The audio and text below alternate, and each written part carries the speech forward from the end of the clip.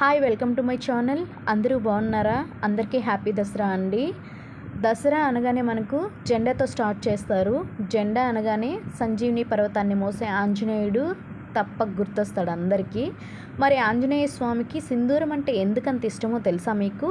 ఇప్పుడు చెప్తాను, వినండి. సీతమ్మ వారు ఒకరోజు నుదుటిన సింధూరాన్ని ధరించడం ఆంజనేయ స్వామి వారు చూస్తారు. అప్పుడు అమ్మవారిని అడుగుతారు, అమ్మా, నువ్వు నుదుటిన సింధూరాన్ని ఎందుకు ధరిస్తున్నావు అని.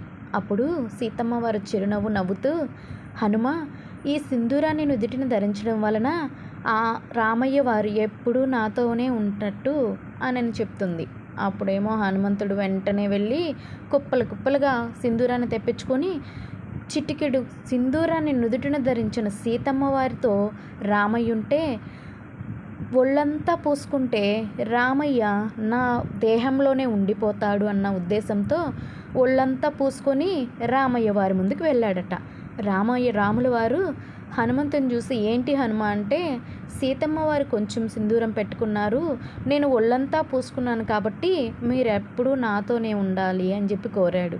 అప్పుడు రాముడు, అలాగే హనుమ, నీ కోరిక మేరకు ఎల్లప్పుడూ నీతోనే ఉంటాను అని హనుమంతుడికి వరమిచ్చాడు.